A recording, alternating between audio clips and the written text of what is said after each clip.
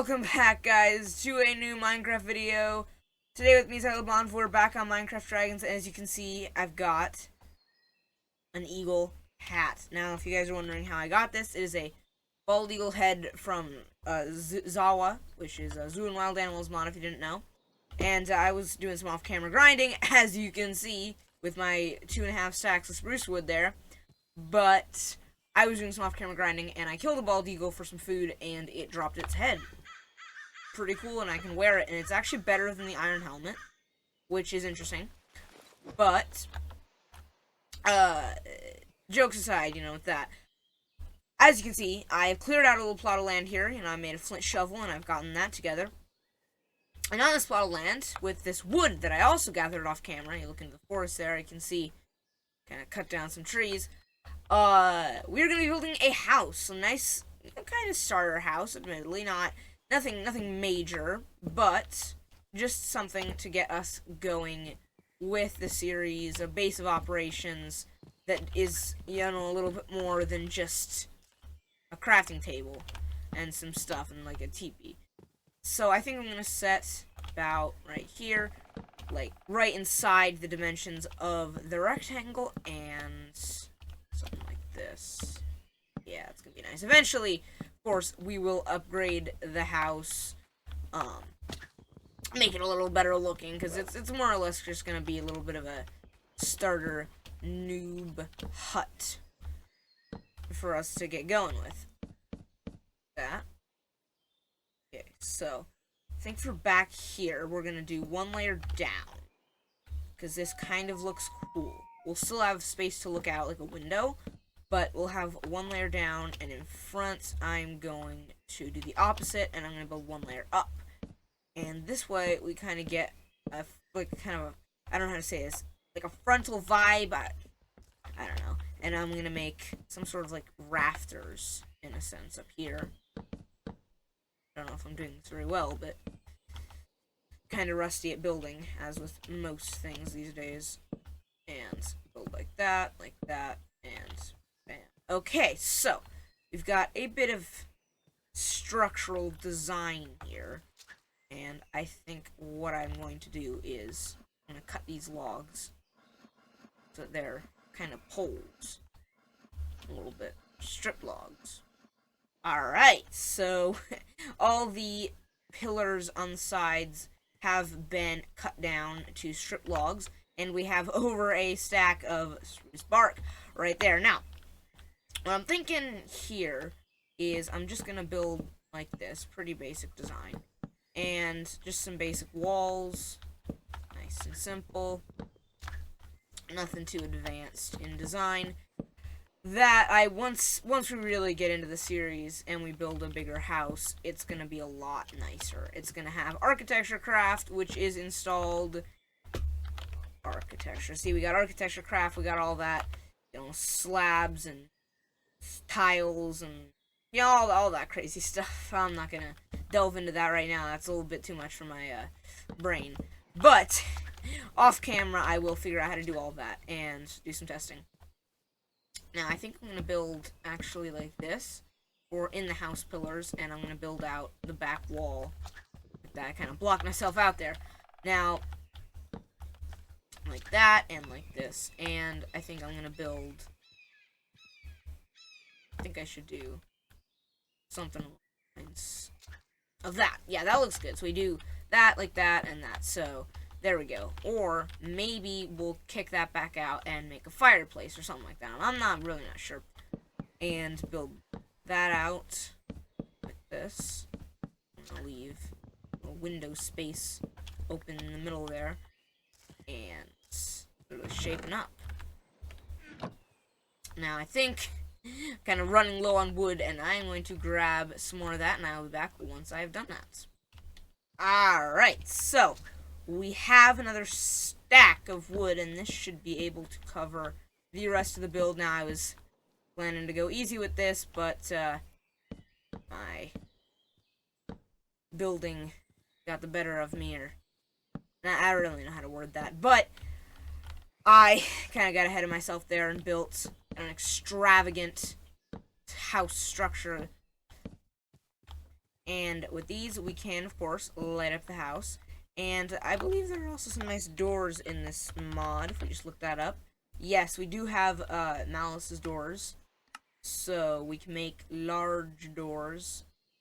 I think we do a large spruce door. That'd be fun. That out of there. That and 2 planks. 1, 2. Okay, 2. And we have a large spruce double door. And I believe this is by 3. Yeah, that's 3 across. 1. Oh yeah, it's 3 across, so that's not gonna work. But we can use normal spruce doors. They look just as good. We're gonna have to clear this space because apparently doors do not like being placed on path blocks. And right there, and that's messed up. Perfection! Our nice, humble abode. Come in here. And sleep the night in the teepee, actually.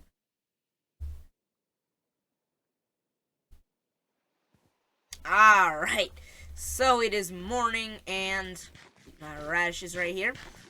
Now, with this house, this is nice. It's flashy, kind of, and it's got some space to place some blocks, you know, get into some mods. And I left some room out here to make some more things. And now, there are many mods that we can delve into in this pack. If you just look here, we got so many pages of items. We got so many mods. There are hundreds. Well, there's only like 20. But there are so many things we can do. But what I'm going to do, instead of all that, is I'm going to get into a mod called Kitsu Forgecraft. Now, Kitsu Forgecraft has some smelteries. It's pretty cool. Early game smelteries, you know. And it will allow us to dive into some things like sledgehammers, 13 damage, and some nice, better pickaxes, and some weapons like gladius, long swords, cleavers, and slayer swords, some cool stuff like that. Now, to get started with this mod, we need a forge, and a bloomery. With some other tools as well, but a forge and a bloomery are the 2 basic things. Now, brick forges, we can do that probably pretty easily. We just need to smelt some clay. However, adobe forges look cooler and are harder to make. So we're going to do those. Now, to make the adobe forge, you need dry adobe bricks. To make dry adobe bricks, we can smelt or drying rack or hibachi cook wet adobe bricks. So either way, we need the wet adobe bricks. And to make these, we need a brick mold and some adobe brick mix. And to make this, we need dry thatching and mud. Now, I don't actually have mud. I have paraffin. And I don't have any thatching either. Now, I know this looks very complicated, but don't worry. It is pretty easy. So to make thatching, we need to dry on a rack. And if you guys don't know what a drying rack is, I will show you in due time. We need fresh thatching, which can be made primarily, we can make it of grass, but rush stems are how we're going to make it. This is the easy way. And then, mud is also pretty easy. We just need some wet mud. And that can be found everywhere. Now, I am going to go adventuring off and eventually try and find some mud and ferns and rush stems. You know, I will see you guys once I have found some. Look at that, guys.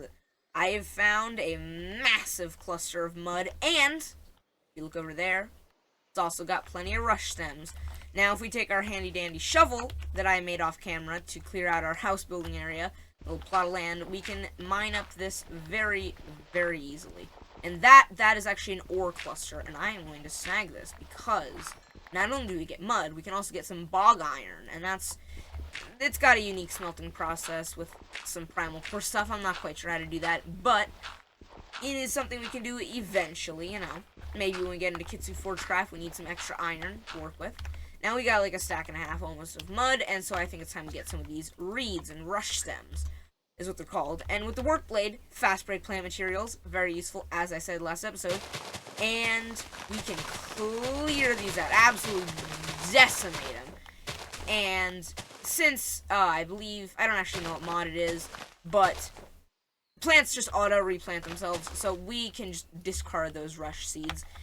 We do not need to replant. It auto-replants itself. And we have basically a stack and a half of rush now, so I think we can head back into the base. Alright, we are back at the base, and we have all we need to start making some adobe mix. Now, to make thatching, or to make adobe mix, you need thatching, and these way. To make thatching, you just need to put the rush stems in a 2x2 pattern, and I'm going to make all of them into thatching. 42 fresh thatching. Now, this mixed with the mud will make nothing, because we need to make this mix, we need dried thatching, and to do that, we will need a drying rack. Now, drying rack is pretty interesting. You can dry out various things in the sun. Now, you'll need slats and pins.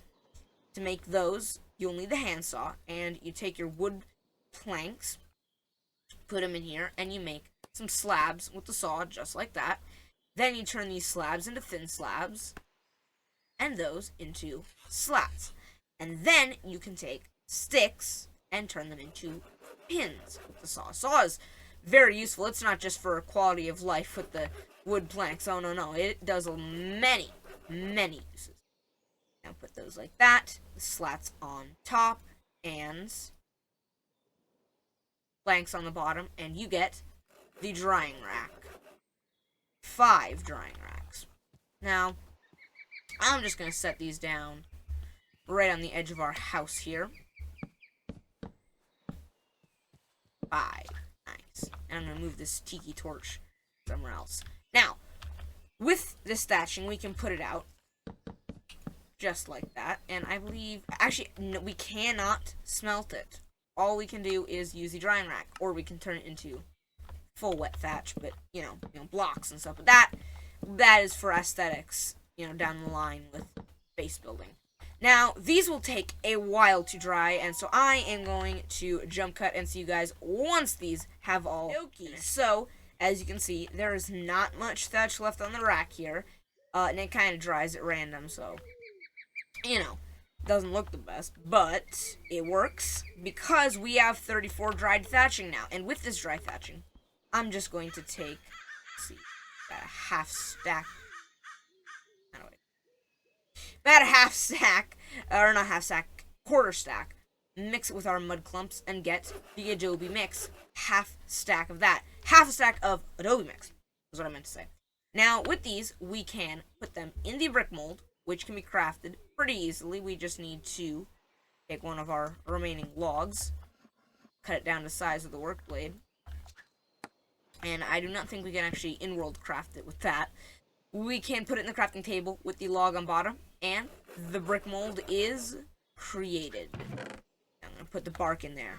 And the brick mold, just set it down right here, can be used, put all those in there, and instantly make the adobe bricks. Let's go. Half a stack of these. Now, we could put these on the drying rack and dry them into adobe bricks, but I am lazy, and so I'm just going to cook them in the furnace, the forge here, And the adobe bricks. Alrighty, and I also collected the remaining furnace.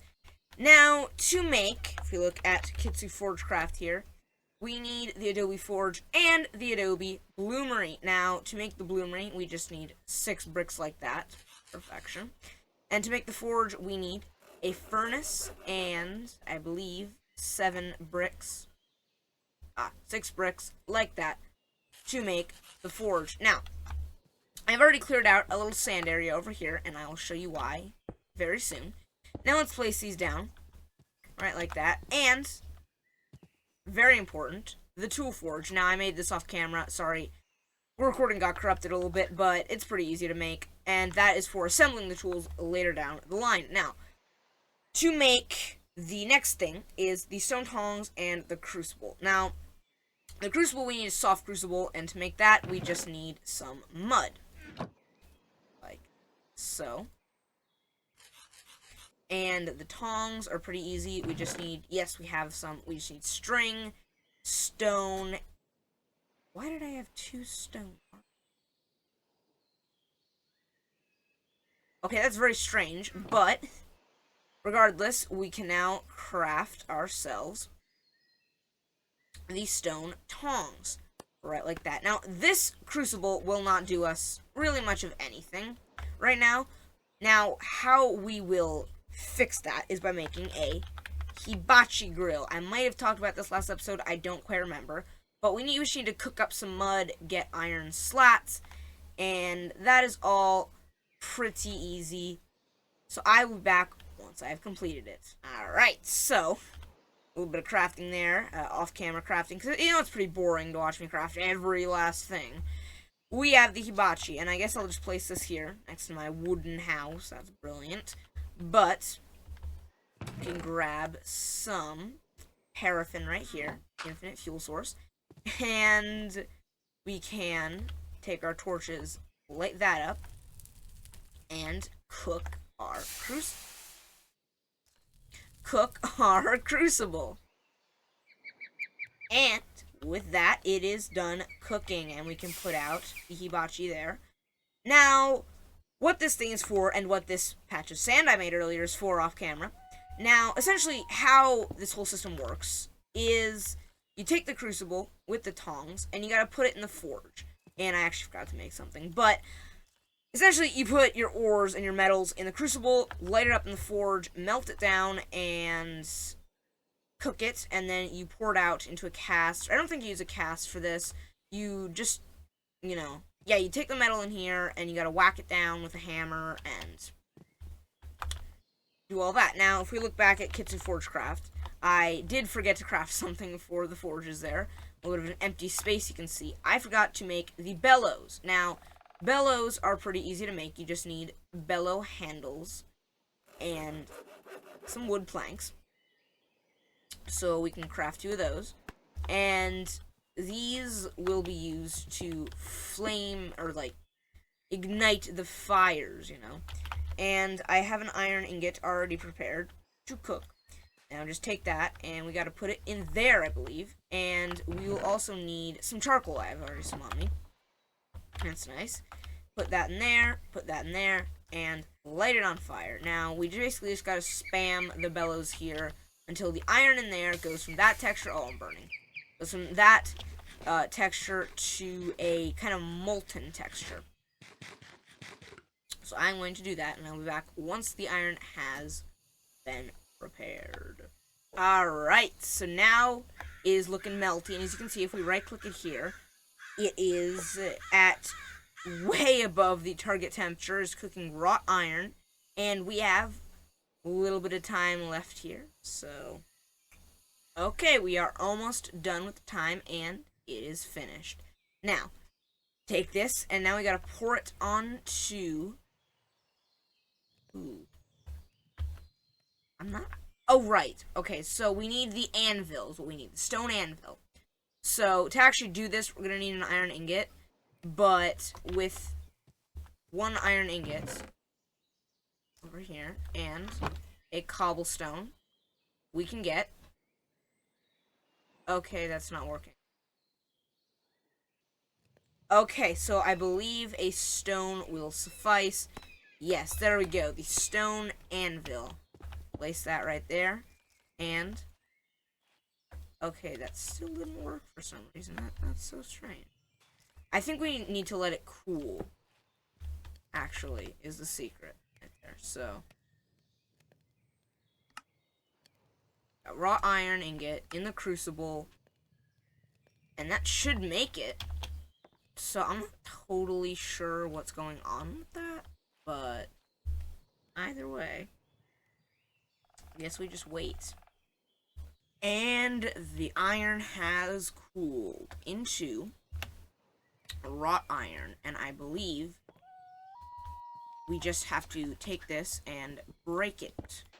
Pickaxe, and we have the wrought iron ingot. Now, the next step is to put it onto the forge, light up the forge, and start up the bellows.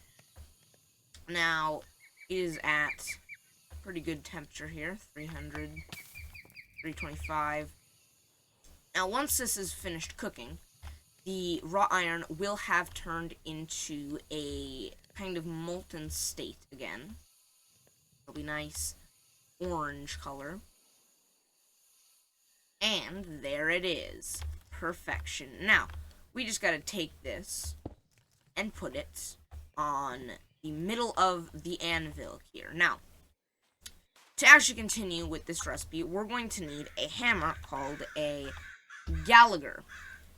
And the Gallagher, stone Gallagher right there, is pretty simple. You just need 4 cobblestone, 2 sticks, and a plant twine. And we do have cobblestone. Action. And bam, we have the Gallagher. And it actually has some pretty good attack damage as well. But its primary use is crafting, and we have these. Now, if we look at Kitsu Forge Craft, there are a couple things we can make. We can make a sledgehammer, we can make pickaxes, axes, and these recipes make them much cheaper than a normal pickaxe. If you look at the pickaxe head recipe, it takes about 5 ingots to make a pickaxe. So, much easier than a normal recipe.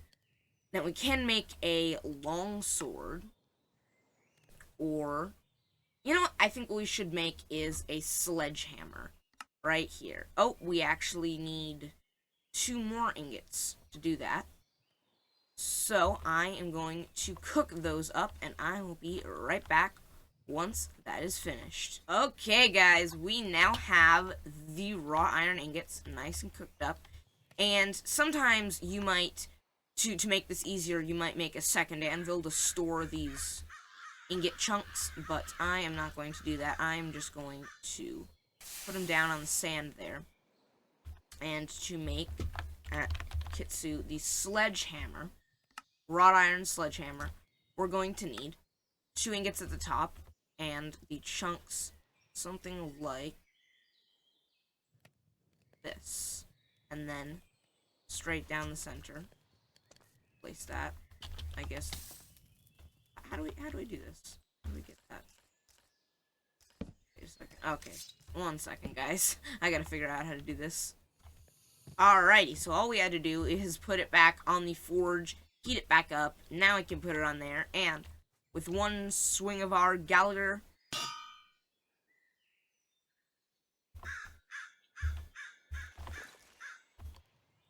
the sledgehammer.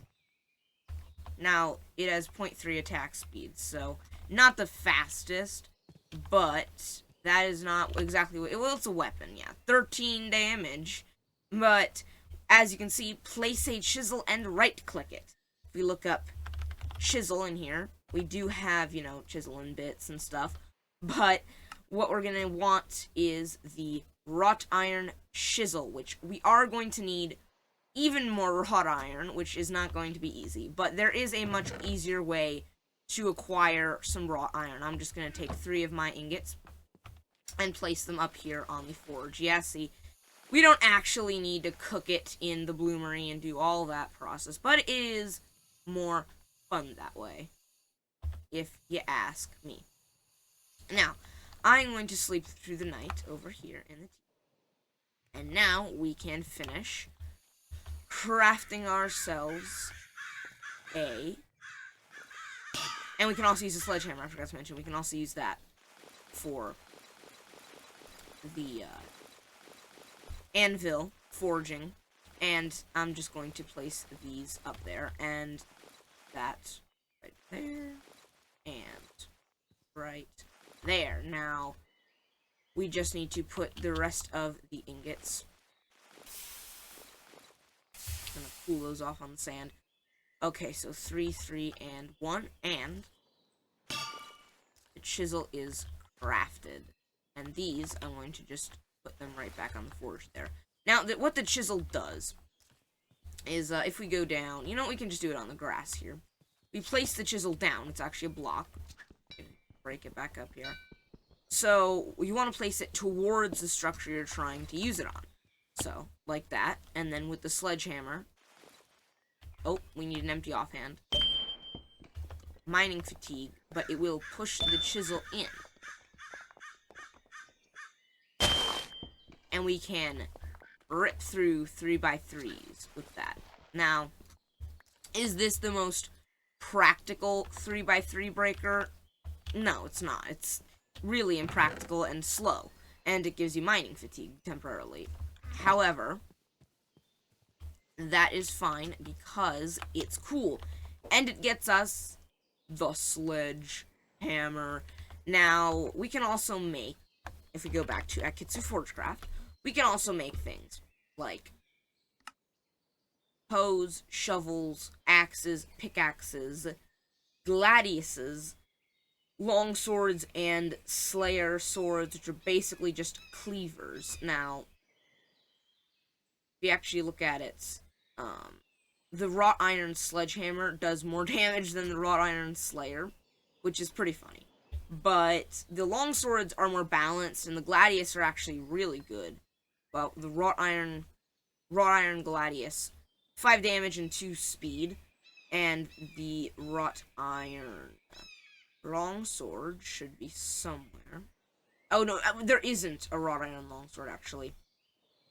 You need clean iron, and to make clean iron, you need it's a more process. You need the iron dust, or no, you need, okay, yeah, you need iron dust and the limestone, I think. I've tried that. It doesn't work that well, but it does if you try hard, I guess. And maybe figure that out later down the line. But those gladiuses and all this crafting is pretty complicated, and I would say that is a task for another video. And yeah, I guess I'm just gonna end this video off here with our sledgehammer, our house, and our forge. I think it's a good place to end off. We've done a lot. And yeah, guys, peace out. See you guys in the next episode.